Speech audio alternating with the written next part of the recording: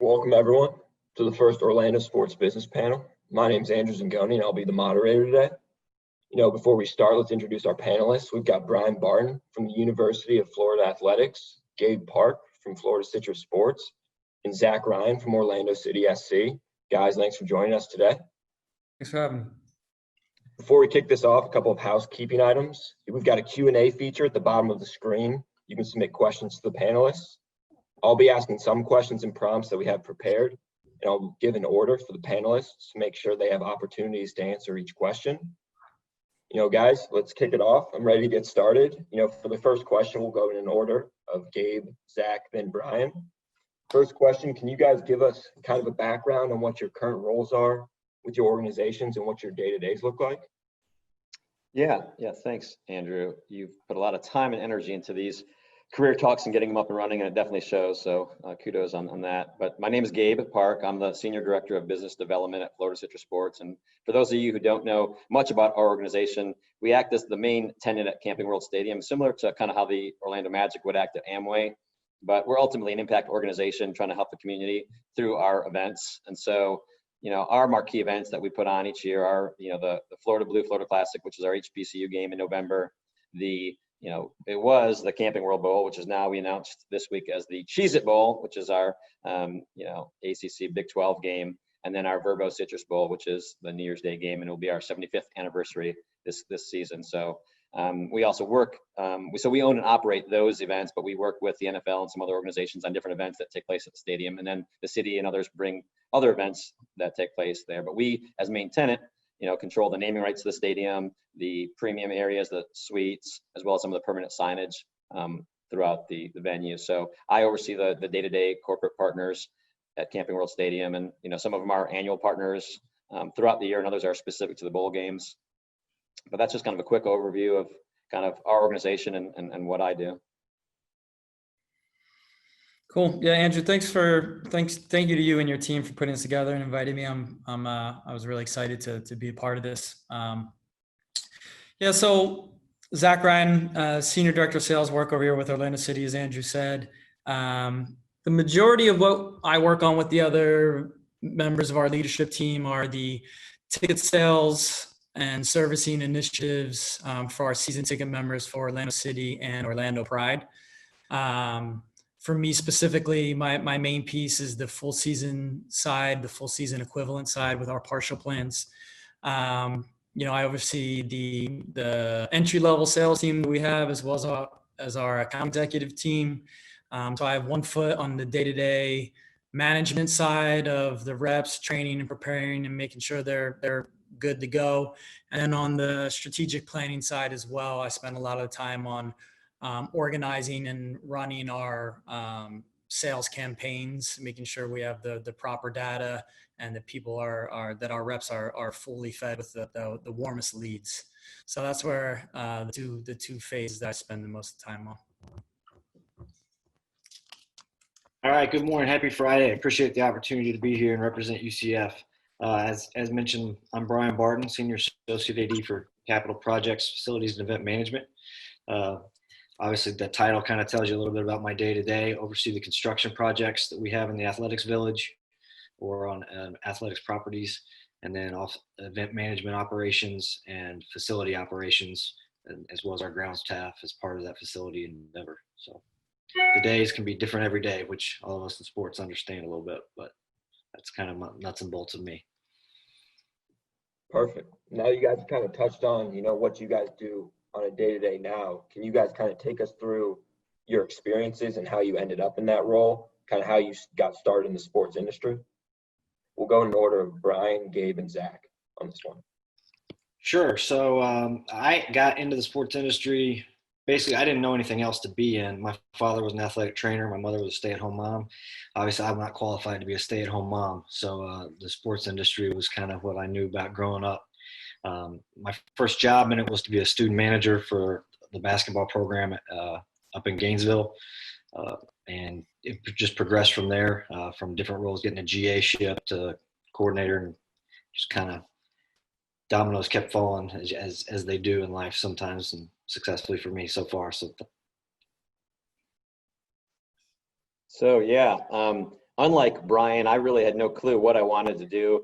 Didn't really realize there was a career in sports even as an opportunity, and kind of fell into this, but kind of looking back, I'm not surprised.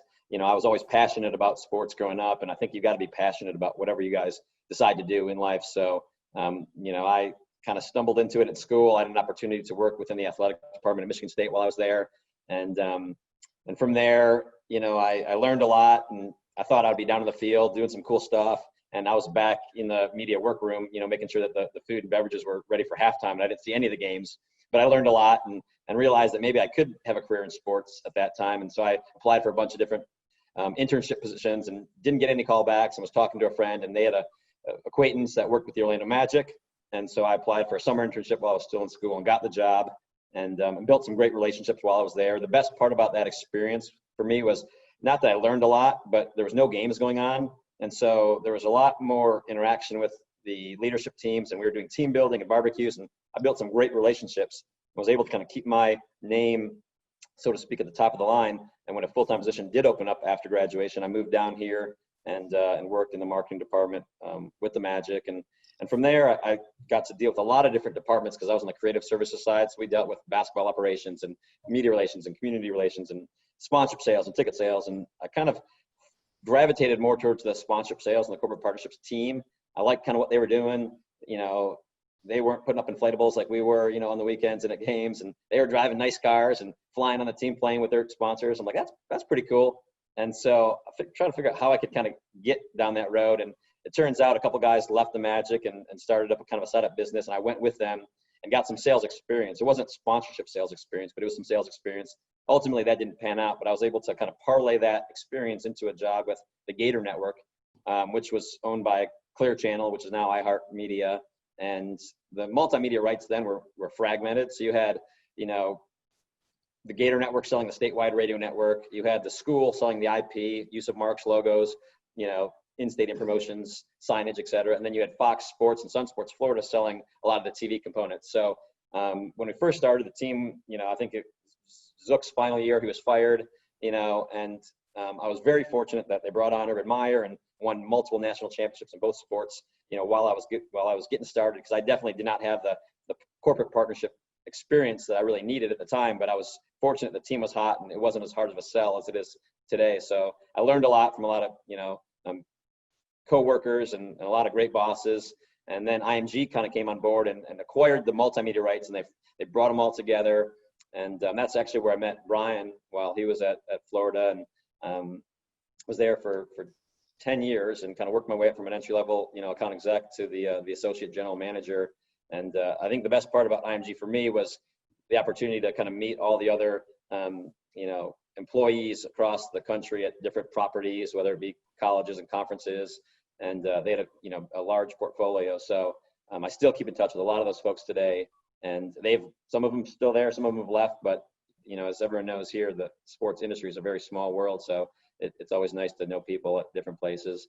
And then I wasn't looking to leave. I loved my time at IMG, and a unique opportunity to kind of come over to Florida City Sports presented itself. And my kids were getting a little bit older, and I was gone on the weekends quite a bit with IMG, and I was looking for a little bit more life, work-life balance. And not that we don't work hard at Florida City Sports. Bowl season is a grind, and we work extremely hard during those 2 or 3 months leading up to the games. But definitely a great opportunity for me to kind of grow. And we brought on, Camping World as the naming rights partner for the stadium, which I had never worked on before. So getting that experience there, and it was just a great fit. And that's kind of, in a quick nutshell, how I got to where I am today.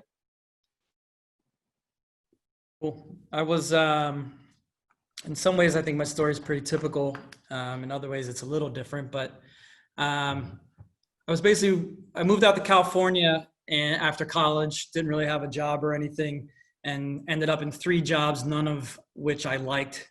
Got fired from one and quit the other 2, and thought, I want to do something that I like or something that's cool, So I found Teamwork online, and I applied to a position with the Dodgers and with the Clippers. The Dodgers called me back almost right away as their season was. It was early spring, and I got a job immediately working in the box office with the Dodgers. That was a really cool job. And then in typical Clipper fashion, they called me about 3 months later after I submitted my resume and I got in there as a inside sales rep. Basically in like a call center type situation. It was a unique opportunity though, because the Clippers were pretty heavily sold at the time.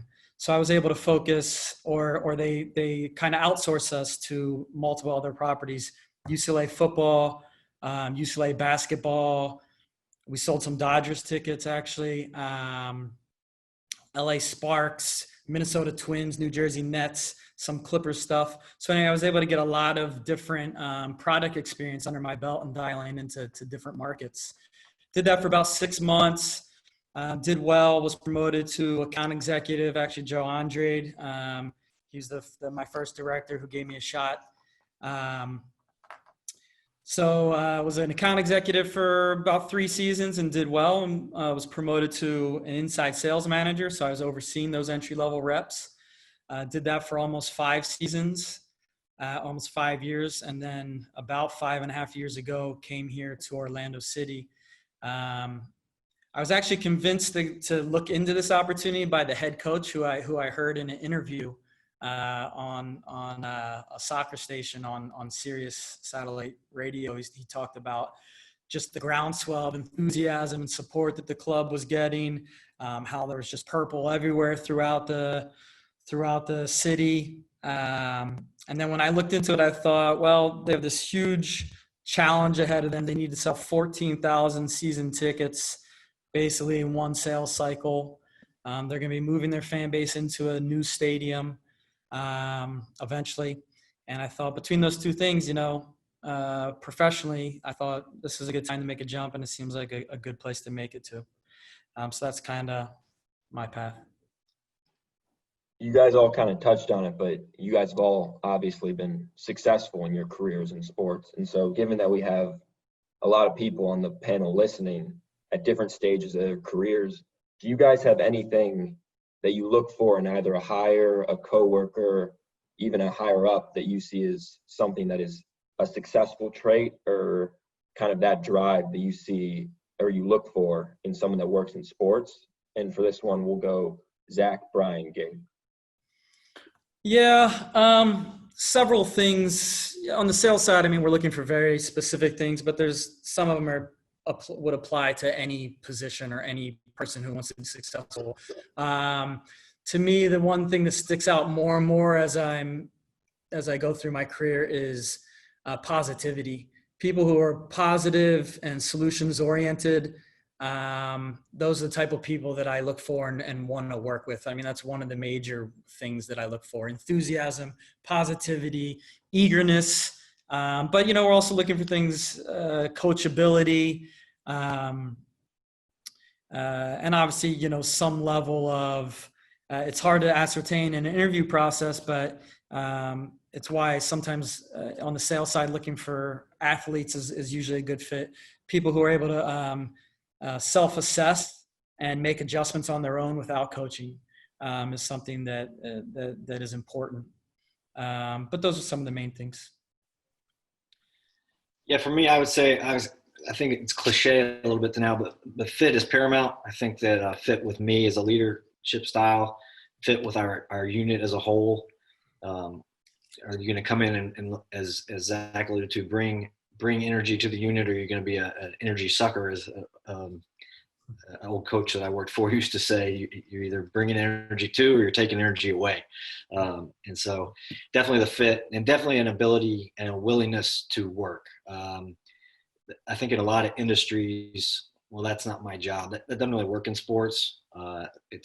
Even though we're not competing, we are a very team-oriented environment. And every now and then you're going to have to pull in and help each other, especially running events like we do. The facility guys got to help the event guys, got to help the ground guys.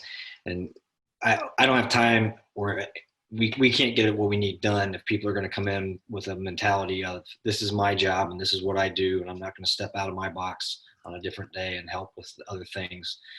The other thing is just a willingness to work. It doesn't matter where you get. If you're on the event and facility side of things, you're going to have to be willing to take out the trash every now and then, because the trash can needs pulled in the middle of the game and the janitors are busy in the bathroom or something like that.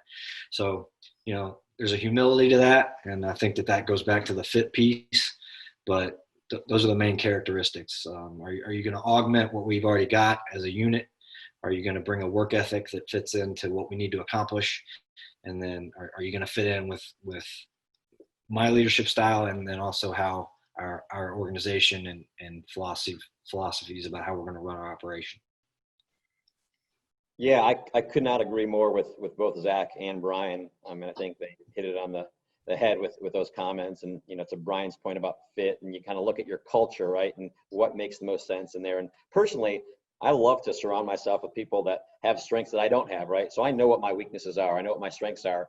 I don't need people like me that have similar strengths, right? I want to find somebody that can help offset some of my weaknesses and make us better as a team, right? For both people that I look to hire, as well as, bosses that I look to work with. So I think that's important, is to really understand kind of what your strengths are, and to surround yourself with good people that can complement you, as opposed to just a bunch of the same people. But really, you learn one size does not fit all. That approach doesn't work with anything, right? So whether it's with, your bosses, or with communicating with people, you've got to be able to adapt. And I think, as you look to bring on people, it's about hard work. It's about, humility, like Brian said, and the ability to communicate well. I think that's key. The history and kind of your past work experience is okay. I really look to talk to references. I think I can get more from talking to a past employer, and no one's going to put down somebody that's going to give them a bad reference, but just questions you can ask, and you can learn a lot from kind of what they've done in their past, and where they are looking to go in the future. So, but yeah, I think it's all those things I've brought up today are real important. I appreciate you guys being candid. I mean, it's always helpful when people are offering advice that actually helps and helps you move forward a little bit. Switching gears a little bit here on you guys, a lot has happened over the past few months. How have you seen your industries change? You all kind of sit in different sectors a little bit. How have you seen it change, and how do you see sports changing, and how is your organization adapted? And for this one, we'll go Gabe, Zack, Ryan. So, that's an interesting question, right? You've got the kind of post-COVID changes to the overall sports landscape. You've got pre-COVID changes to the overall sports landscape. But, I'll probably let Brian speak to the post-COVID operational kind of changes that are going to go on. And I'll just kind of speak to general sports industry as a whole, before and after this. I think everyone kind of realizes that, and I don't want to call out millennials because it's not just them, but, as you look at ticket sales across the board in sports, it's declining, and it's still positive, but, there are much easier opportunities for people to stay home, watch the game on a flat screen TV, and enjoyment of their own home with, cheap concessions and their friends. So I think, we've got to learn to adapt, provide the connectivity, the Wi-Fi in the stadiums, which a lot of people are doing, create a much better game experience, and then also look to diversify the portfolio. At Florida Citrus Sports, we've got great bowl games, and we've got great relationships with the conferences and the teams, and we're going to be, financially sound for many years to come. But you look 20, 30, 40 years down the road, and what does the bowl world look like at the time? So we're looking at different verticals and other opportunities, whether it's music or esports or festivals, to, again, complement our portfolio and diversify a little bit. But that's a quick answer, but hopefully that was helpful. Yeah, it's a big question. You could probably do a whole session on just those 3 or 4 questions that you brought up. But I think some of the positives, one of the major positives, I've never connected with so many people in my industry before so regularly. And as we were kind of discussing before we hopped on, we're putting our teams in touch with other people's teams and sharing best practices, and the flow of information has never been, I don't think it's ever been more than this. Not that I've seen. So I think that's a real positive that's come out of this, strong relationships with other teams and organizations, and across all industries too. So that's been a positive. As far as like adapting and everything, I mean, we still don't know. We were kind of discussing the limitations on percentage of people that'll be allowed in the building, et cetera. the main thing we're doing is we're just planning for everything essentially. And then whatever, we look at what the likely scenarios are, and then we make a plan for each scenario. And then whatever it ends up being, that'll be our attack plan on the sales side. So we've taken a lot of time to build out our strategy, and have several different strategies built out so that when we know what exactly the move going forward will be, the direction from the league, that we'll be able to execute immediately. So the other positive is it's given our reps a lot of opportunity to really hone their skills. We've done, typically what we talk about a lot is, like NBA players, like they know how to dribble, but they're still practicing dribbling during every practice. For us, everything is a game day for us. Every phone call is a game day. So, and you don't want to necessarily be practicing on game day. You want to be solid and good to go on game day, right? But what we've had the ability to do now during this time is a ton of practice time. And we've done role plays and build out our elevator pitches and practice those. And we've done product knowledge quizzes and studying on everything we have to offer and everything our competitors offer, so that we're more knowledgeable and stronger when we get back on the phones and execute one of these strategies that I was mentioning before. Yeah, I think to build on what Gabe and Zach just said, especially Zach, we don't know. We just don't know what the world looks like. And as Gabe alluded to, is the world going to come back where this exacerbates what was an existing issue for our industry of declining attendance? Is it going to exacerbate that? Or have people been cooped up in their houses and they want a sense of normalcy and feel that a sporting event might give them that sense of normalcy and get them back into the flow of life? We're just not going to know. And so, as both alluded to, you have to plan for all different scenarios. I think that for our world and facilities and events, especially, and even in the construction side, we're going to build things differently. I think that no one's going to put in a flushable toilet anymore, even though it's cheaper in a construction project. As far as running events, I think that, the touch points, everything's going to be try to touch as few things as possible. We've got a group here in Central Florida that meets weekly, that runs events that's talking about all kinds of different areas in which you're doing that, whether it's at the ticketing, at the parking lot, at the concession stands. I think too that the game, I've heard a lot of people say the game now is trust. Do your fans trust you that your facility is clean? Is your facility sanitized?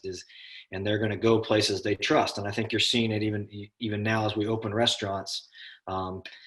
Some restaurants, all their people have on gloves and masks, and they've got their tables spread out, and people are more confident. Some restaurants you're going in and you don't feel that great about.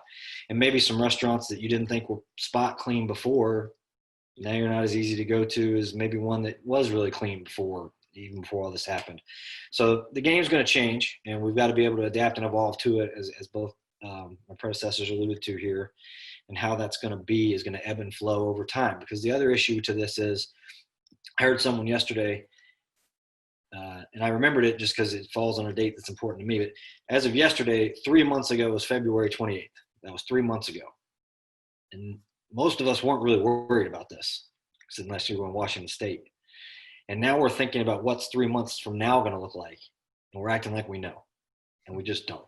So this is going to change society. It's going to change athletics. But how? It's going to be an interesting couple months here to find out. And everybody, the sales teams, my team, the event side, we're all going to have to be able to react, and we're all going to have to be ready to go to work, because we've got to get this thing back up and running, because it is an industry that impacts a lot of people, both from a happiness standpoint, and for us, the opportunities it provides student athletes. Obviously, this affects a lot of people. This is a real industry, and we've got to be able to evolve to a point that we come out of this and keep moving forward. So we got our first question that I'm going to kind of toss to you guys from our audience. For someone at the beginning stages of my career in sports, when the current crisis began, do you have any advice as I continue to navigate my career? So for this one, we're going to go Gabe, Zack, Ryan.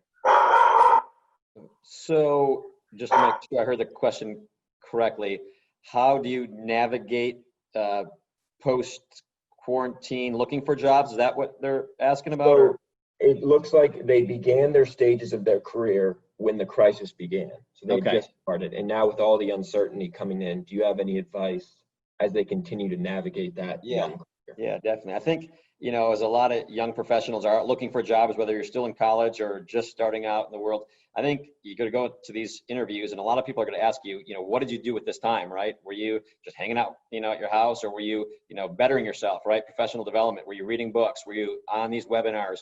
What did you do to kind of improve? I certainly use this time that way, right?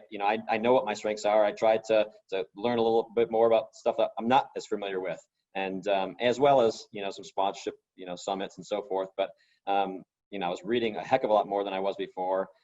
So, it's going to get better and there will be more opportunities for jobs. And so, it's a competitive landscape out there. I think, back when I was looking for jobs, no one really knew that this was a career method or mode. So now you've got roughly, 400, post-grad sports management, institutions out there graduating roughly 50 people every year. That's 20,000, trained young professionals looking for jobs in sports, each year, which is a lot. So it's so competitive. How do you differentiate yourself from the others? And, how do you build strong relationships so that when a job opens up, your resume gets pushed to the top, because there's a lot of people out there vying for those positions. And it's a struggle to really make sure that you have an equal opportunity to get in there. So it will get better. And there's a lot you can do during these times to reach out and connect with people. People have done that with me, and normally I'm busy doing stuff, so it's harder for me to just take time and speak with younger professionals. But 3 or 4 people have done that through a connection, and I'm happy to sit down for 20, 30 minutes and chat with them. So use this time wisely, I guess is my biggest point. Yeah, those are all sharp points. I agree. And if you didn't mention them, I was going to mention those. So the one thing I would add is, as things change, as things get better and clubs are looking to go back to hiring, you want to be, as Gabe mentioned, like on the top of the list. So part of that is if this is a club or a team you've already engaged with, your follow-up strategy needs to be pretty good. So to continue to reach out to them, but not to a point of pestering or being annoying, but reaching out to the people maybe that you've already interviewed with, and to continue some type of dialogue. The other thing I would challenge people to do is, it's a little bit difficult when you're kind of just getting into your career, but what is the value perhaps that you can bring to them every time?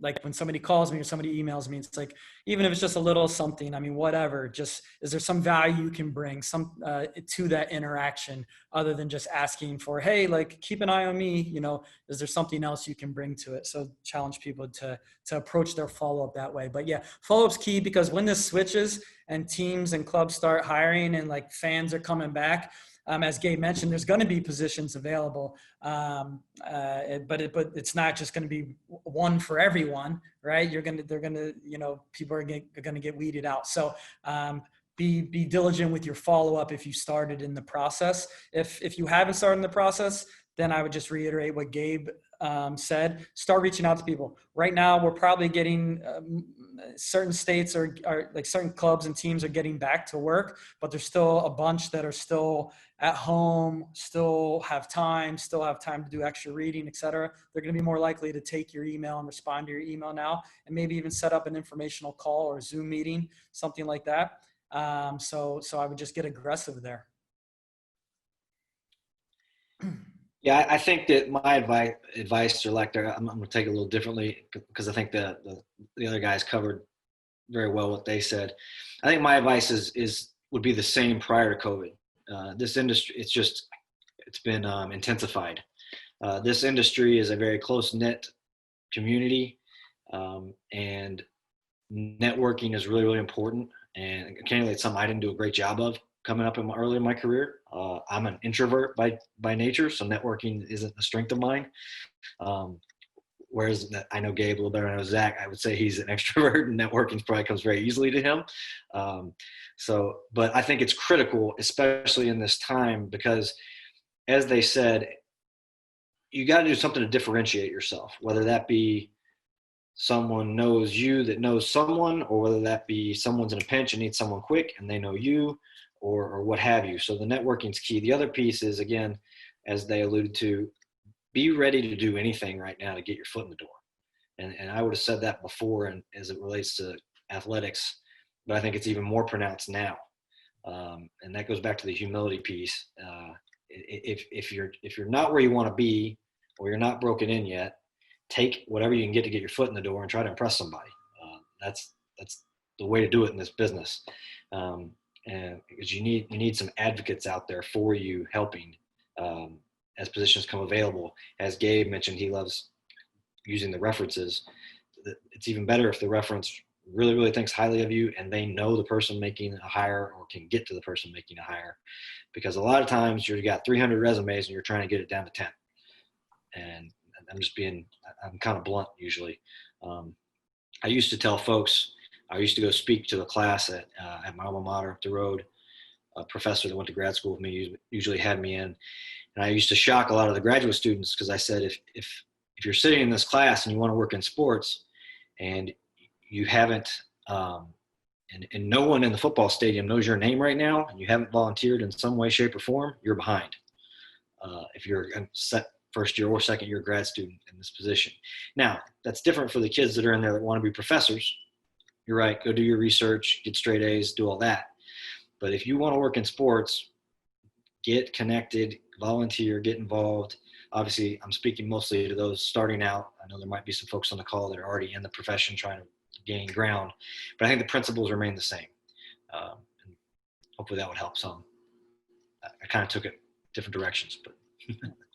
No, but I appreciate the candidness of everyone's answers. But going back to what you guys have been talking about, and Zach, you kind of mentioned using third-party sites as you start getting into your career. And we had a question roll in from a recent graduate saying, are you actually using third-party websites such as LinkedIn, Teamwork Online, et cetera, for candidates, or is it more, who you know?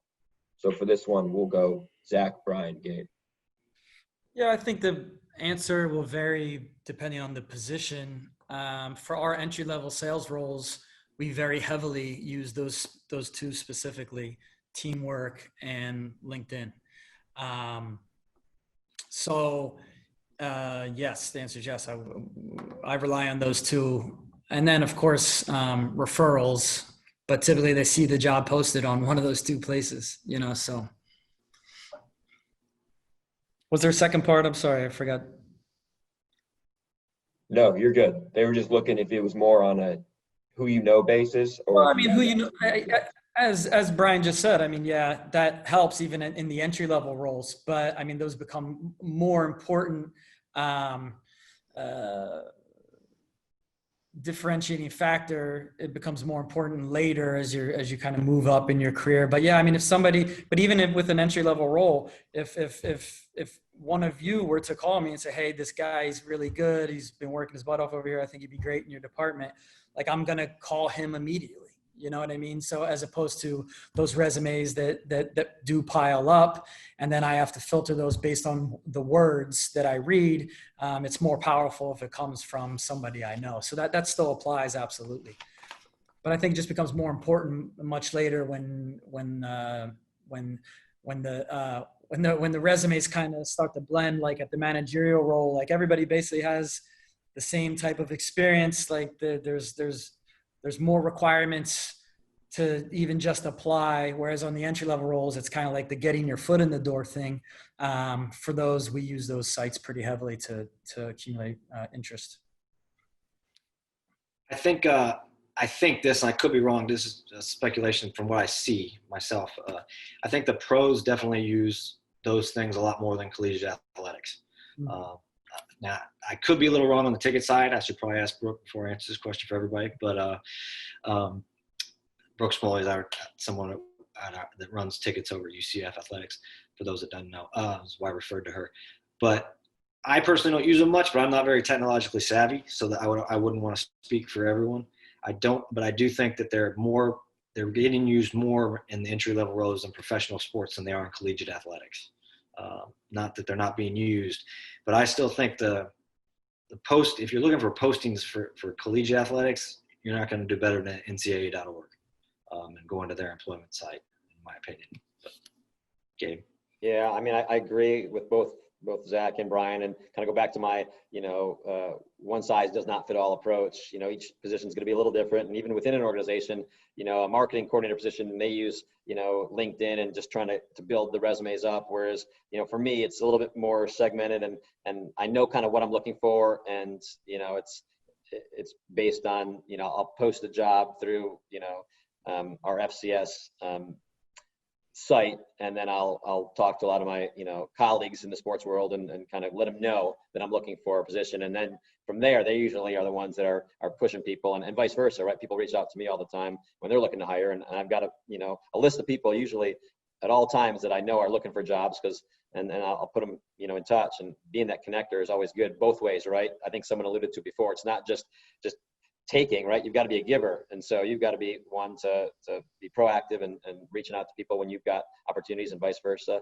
But for me personally, I try to stay away from those sites. But again, I think at IMG, they use Teamworks, and they built a huge database of resumes. And then they had, in-house HR staff that would reach out to these folks and interview the candidates that each property picked to, based on a stack of 20, resumes. So it can't, if you're looking for a job, it can't hurt to reach out through all the sites, but at the same time, going direct is also a good approach. Love it. So kind of switching gears again here, I'm going off of the questions that are rolling in. And Zach, I'm going to start with you again. I'm sorry, I feel like I keep throwing it to you first, but asking, how are your departments working with ticket holders in all of this? And are you offering refunds? Are you holding on for when games do begin, or is it rolling over to the 2021 season? So we'll go Zach, Brian, Gabe on this one. Yeah, a lot of that is still being determined. On our side with the MLS, we're waiting on some direction from the league there to determine exactly what the options will be for our season ticket members. As I mentioned before, we have a lot of different plans built out. That was part of what I was referring to is once we know exactly what the league is going to do, then we can kind of get that information to the season ticket members, which we have been communicating with frequently. But as it pertains to exactly like how their ticket purchase for this season will roll over or be applied to this season, it very much depends on what the league tells us they're going to do as far as playing games. So we're still kind of waiting for that. On the NWSL side, it looks like, they've announced that they're doing the tournament, but we haven't heard exactly what's going to happen post-tournament. So we're kind of, again, still in a holding pattern with that. But yeah, a lot of it is just about constant communication. And the main thing is that we've been telling them, we want nothing more than to make sure everyone is happy. It's unfortunately it's impossible, but we're going to do our best to make sure everybody's happy. Yeah, at our place, I think that we're going to, our AD said publicly, I believe he said publicly, we're going to be slow to make decisions, because going back to what I said earlier, we don't really know what we're dealing with. And we don't want to give up yet on a scenario where we're playing in front of a packed house September 4th. Now, am I a realist? Do we need to be evaluating what's going to happen if that doesn't happen and coming up with plans for that? Yes.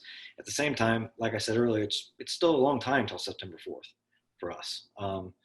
And I think that not only for college athletics, but for state of the world, hopefully we're in a lot better place on September 4th.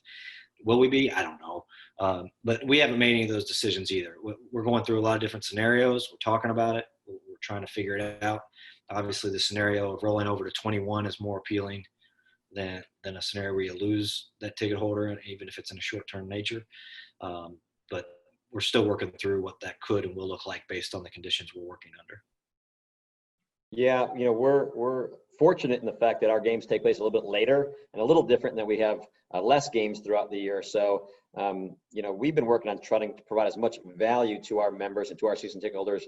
The bowl games are important, but what else can we provide to our members and ticket holders throughout the year that they want to stay on board? And again, we have not made any decisions as it relates to refunds or carrying things over. But at the end of the day, we want to be good partners, and we're looking at this at the long game and trying to figure out what we can do to make sure that we keep everyone happy. So we haven't made any decisions, but at the end of the day, we're going to do what's best for our partners. Got it. Kind of, again, I feel like I'm switching gears on you guys, but I'm trying to get the questions to you guys that are rolling in. This question coming in from a recent graduate who's looking for work and specifically talking about wanting to work in marketing and sponsorship, but wondering, Gabe, you touched on, not sitting at home, gaining that experience. If you're not working in a sports industry right now, do you guys know what you could do, what they could do to gain experience that when the resume does come across your desk, they do have that experience in a time when people are freezing their hires? So, how do they gain that experience, I guess would be the question. And we'll go Gabe, Brian, Zach. So great question. And, Brian alluded to it a little bit earlier in the fact that, you're not going to find a job, doing sponsorship sales right off the bat. You've got to get experience doing other things first. You're not going to get a job selling group tickets before you kind of get to a call center and really get your feet wet and learn the business, right? So it takes steps, but I guess how do you get that first step, is always the hardest. And so you got to volunteer, right? You build your portfolio. And, I don't use the word networking as much, but I like to say relationship building, right? It's because anyone can network, but it's how do you make meaningful relationships that go beyond just the surface. And so, it's tricky getting your foot in the door, but we're always, looking for people to kind of help. We've got seasonals that are very qualified, that are usually grad students, and they interview for those positions. But we also bring on just some additional game day help as volunteers, and so there are opportunities to kind of get in that don't take an interview process, that are more on a volunteer basis, and work hard. Make a name for yourself, stand out, provide value, do all those things that people want to hire you. They'll create jobs for you. So it's hard, but I wouldn't say it's impossible, right? Because we're always looking for help on game days, and it's a way to get your foot in the door and meet some people. Yeah, it goes back to, again, the humility piece and the drive to get in the door, like Gabe's talking about. So, for example, I don't know where the folks sending the questions are physically, but if you're in Orlando, Florida, and you want to get your foot in the door in marketing, email Jimmy Skiles right now at ucfathletics.com. He'd be happy to have the help. And I think that this is a trend that is going to kind of cycle back around. When I was coming up in athletics, everybody started out working for free, some way, shape, or form. You didn't get your foot in the door unless you were willing to work for free. Society's evolved. The laws have evolved about hourly wages, and that's kind of shifted a little bit. And going back to what Gabe said, not to crush millennials, but now there's a little bit more of an entitlement than there was. I think that my parents' generation would say that about me. We're probably going to say that about the next one, on and on and on. That's just a fact of life. But I think in the post-COVID world, we're going to regress a little bit. But the people that are willing to go do the work during this, I don't want to call it a downtime, but during this bridge gap between normalcy, when folks are in hiring freezes, they're going to be the folks that are getting jobs when the hiring freezes are lifted, in my opinion. And everyone, at least in college athletics, needs help. I don't care if you're at Florida, if you're at Ohio State, if you're at UCF, or if you're at JU, or I'm trying to think of the school in Tampa. Why am I drawing a blank on it? It is Tampa, right? But there's no college athletic department that doesn't need help. And reach out, say, try and get my foot in the door. You got anything? I'd be shocked if people were like, nope, we don't need anything. We're good. So that would be my thoughts on it. Yeah, the one thing I would add, just if you're not in a state or in a place where like you can actually go out and get volunteer experience, is there's no reason why you can't just gain a ton of knowledge. I mean, there's so much information out there. Have some targets and then memorize who their sponsors are. Have some targets and take a look at their content and engross yourself in what their strategy is, so that if you do land an interview with the content team, you can talk to them knowledgeably about what they're doing or what it appears to you that they're doing. And that'll help you stand out in that process. But there's no excuse now for not doing a ton of studying. Knowing where you want to be in marketing, for example. Do you pick some teams and then look at what they do and how they do it, and then what would you do if you were in the position that you're going after, and build those things out in a plan. And then when you're in an interview, you can talk about, this is what I would do, based on what you guys do, this is how I see myself fitting in. So just to expand on it. I appreciate it. Sorry, I'm having delays unmuting myself. I don't want to interrupt you guys as you're going through it. We just had a question come in. I have one question that I want to end on, but one just came in that's pretty interesting. For folks who are somewhat established in their career, how do you seek out growth opportunities or new challenges to ensure that you're pursuing that 20 years of experience instead of 1 year of experience 20 times? And for this one, we'll go Brian, Gabe, Zach. That's a really good one. You've got to have good leadership that's willing to let you expand, first and foremost, I think, which I've been blessed to have through Chip Howard, Jeremy Foley, David Hanson, Danny White. They've got to be willing to let go of a little more, because sometimes it's not going to be a position where you just get the next job. You're going to have to grow in the job you're in to prepare for that next job, potentially. So that's part of it. The other thing is, you got to do it for them to be willing to do that. You've got to be really, really good and efficient, get really, really good and efficient at the job you're in. If you're not keeping up with your job, they're not going to expand your responsibilities, if that makes sense. So you've got to show a propensity to take on more by excelling in the area that you're working on now. That would be the first thing. And then the other thing is, you got to ask questions. You've got to want to absorb new information. So for me, for example, for me to take a next step, I need to be learning a lot more about things outside of facilities and event management. If I ever want to be an athletic director, for example, I need to understand the marketing component, corporate sponsorships, development, things along those lines. So you've got to get outside of you got to focus on getting your stuff done and make sure your house is in order, but then get outside of that house and get more diversified, would be my thoughts on it. Yeah, I could not agree anymore, Brian. You said that very eloquently. Kind of the second part of that, and asking, I think I didn't do this early on in my career because I really didn't have those bigger goals, and I was kind of content where I was. But you've got to kind of put yourself out of your comfort zone. And, you always like kind of doing the stuff you're good at, but you got to ask the questions. Ask, hey, I want to be involved with that. I just want to kind of sit there and listen and learn. You might not have anything to add, but just kind of get that seat at the table, right? Where, you're learning what some of your bosses or other departments are doing. And that gives you a little bit more experience. And then, again, going back to putting yourself out of your comfort zone, I'm not saying it's great to jump around from job to job, because that looks terrible on a resume, but it doesn't hurt to look at opportunities outside your organization and even interview, getting that experience interviewing for those jobs. You might not have a chance at getting it, but put yourself out there. Even for the internal jobs, there might be somebody much more qualified than you that the organization is going to hire, but put your name in, right? Let them know that you're eager to kind of move up and grow. And it gives you that experience doing that, so that next time when you are ready, you'll have that under your belt. So ask the questions and put yourself out of your comfort zone. Take risks. Don't be afraid to fail. You can make mistakes. Learn from those mistakes. And and going back to the leadership role, you've got to be able to your leaders have to have trust in you to one, get your job done, and two, to take on your responsibilities. But if you don't say anything, typically you're not going to have that opportunity. Andrew, was this somebody who is in a role or looking for a role? Sounded like they are in a role, so they're currently in their career. Yeah, I can't expand much. I mean, somebody with 20 years experience is probably already in leadership type positions, and I mean, it gets narrow at the top, right? And if you don't, it's so highly dependent upon the individual situation.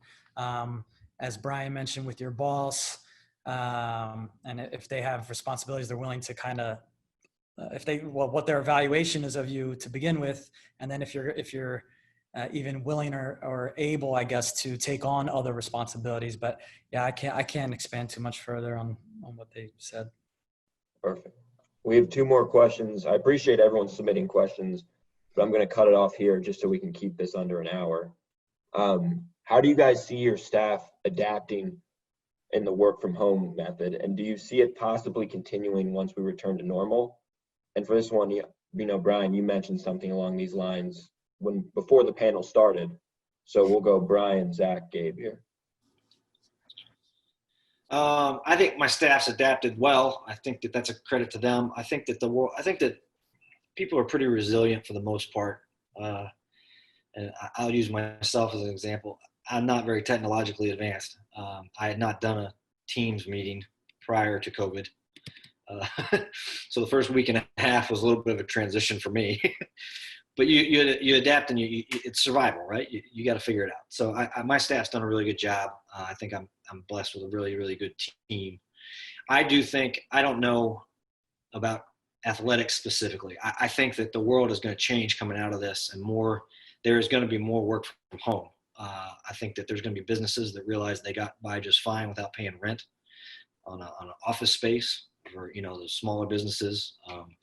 I think that the world's going to change. I think that cultures could change to more of a fluid work day, for lack of a better term, especially in industries like ours where people are getting their 40 hours regardless, with the nights and the weekends on events and things. But I don't know. I just don't know. I think that it's going to depend on the industry. I think sports is an industry that's based on camaraderie, on team, on being around each other, and therefore it might be a little tougher than in some other industries to really make a transition towards this being a permanent type of situation. Also, especially with the collegiate setting, I think that you want to be on campus. I think people that are in college athletics like being on a campus. They like the feel of being around younger people. I think it keeps them young. I think so I don't know, but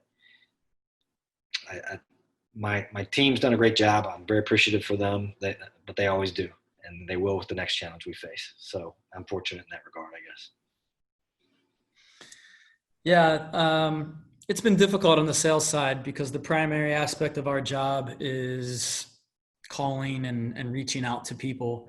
And we just haven't felt that was the right thing to do with so much uncertainty going on in people's lives individually, like getting a sales call. Now, I've some companies don't feel that way. I've been receiving emails and calls, and I'm sure these guys have as well, being solicited by different companies. But our standpoint was to kind of just lay out of that.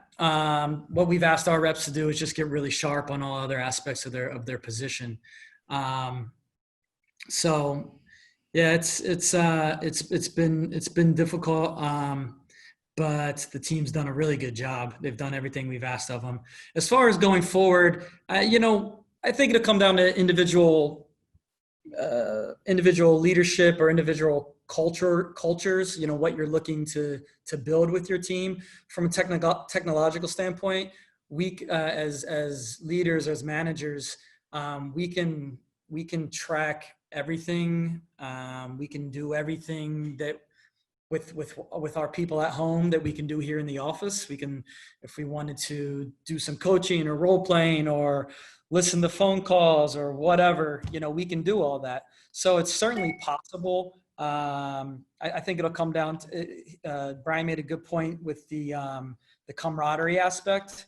The other element is on the sales side is the ability to, if somebody wants to come down and see some seats and they have 2:00 this afternoon open, and I have a rep who lives over far away, it's like, maybe you miss an opportunity there. It's not a typical scenario. You probably don't miss a lot, but I think we can certainly do it. There's no doubt. We might have to recruit differently or look for different attributes in the people we hire. But it would only be slightly different or maybe not at all. I hadn't given that a ton of thought. But yeah, it's certainly possible. And I think it comes down to culture and what teams want their sales culture to be. Speaking on the sales side, you know, do they want to add that flexibility? It could be a recruiting tool also, you know, that we allow our sales reps to do 2 days from home, type of thing. But yeah, there's pros and cons to it, but I think there's certainly going to be as Brian mentioned, there's going to be a lot of companies that go to it for sure.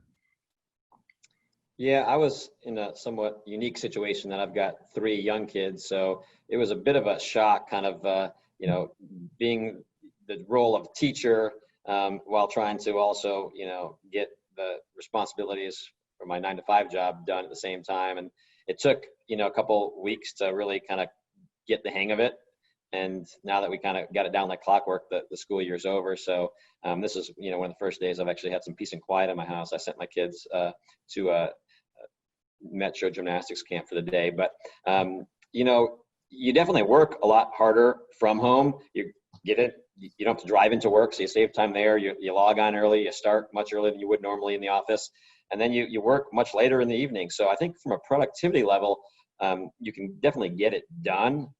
Each organization is going to be different. Each department within an organization is going to be different. And ultimately, we're going to have to get back to the office just to get back to the normal way of life. But I do think there'll be some hybrid approaches of, you know, people working from home from half days here and there. And people realize that, you know what, we can get it done from home.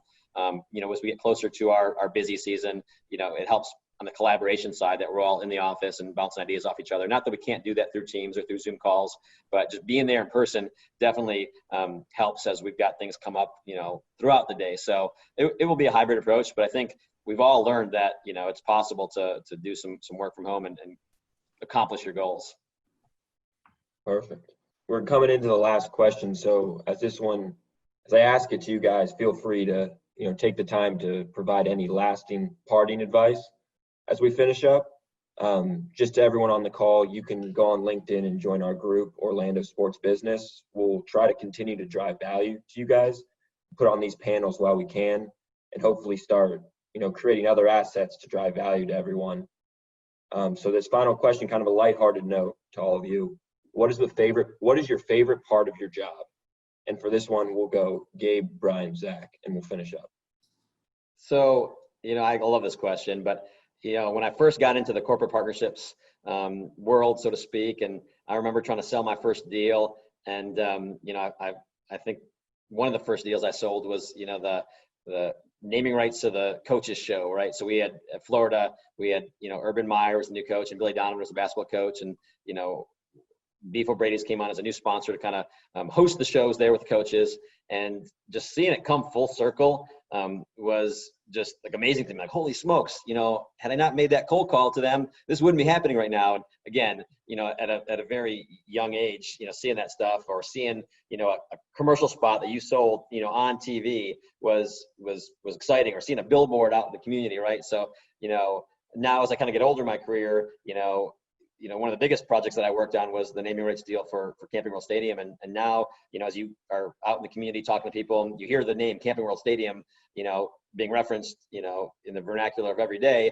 I'm like, wow, you know, we had a lot to do with that. So that's kind of fun and exciting for me. And then at the end of the day, you know, it's the enjoyment you see on the fans' faces when you're in the stadium, right? You know, 60,000 cheering fans at our stadium, you know, 91,000 at the University of Florida, you know, and when you can get them through a partnership to stand up and cheer, right, you know, and impacting the game and being part of a team, all those things are just, you know, super enjoyable and exciting for me. So, you know, again, I said this earlier, be passionate about what you do. It doesn't have to be a job in sports, but if you do work in sports, you know, it's gonna be a lot of long hours. It seems like it's fun stuff, and it is, but it can be grueling at times as well. So just, you know, that's kind of my deal. So I think my favorite thing about my job currently, and this is just, is the building process that we're in here at UCF. Obviously, I only worked one other place. It was a much more established environment, and this, which is wonderful. I'm not taking anything away from that. I'm saying that I had that experience, and now I'm having a completely different and unique experience of a program that's building itself, and we really feel like we haven't reached near our ceiling yet, but we've taken steps, and that's really exciting to be a part of the building process, and watching those steps be taken. then the other thing is just being around our team. We've got a really exciting team at UCF, both in our office and beyond our office, and the interactions and the camaraderie that are part of that building process is what I'm really enjoying currently. I think across my career, I always enjoy the construction is probably my favorite part of my job, and seeing a project come in on time within budget, which sometimes they don't. But when you have that happen, that's very satisfying for me, and it's something I really enjoy. But those three elements are all key. In closing, just appreciate everybody's time this morning. If I can ever be of help, please don't hesitate to reach out. And thank you. Go Knights. Yeah, my answer is similar to Gabe's. I think my favorite part, we have typical that when somebody sells something in a sales office, they'll ring a bell or they'll hit a gong or whatever. Ours is a supporter drum, a drum that from one of our supporter groups.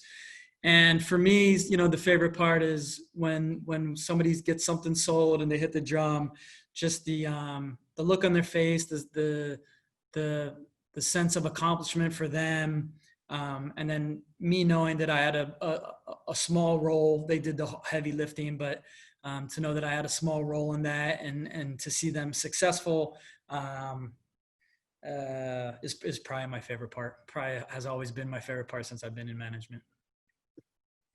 Well, from everyone on the call, I enjoyed it. I learned a lot. I really appreciate you guys taking the time out of your day to join us here. Also on the back end, I'd be remiss if I didn't mention Sam Gardner and Stephanie Marone, who are helping us with the virtual end and helping queue up your guys' questions as you send them in and helping it run smoothly. That's all I got. I appreciate it. I'm hoping we can keep putting on these panels, keep driving value to everyone in the area. Thank you, and I hope to speak to you guys soon.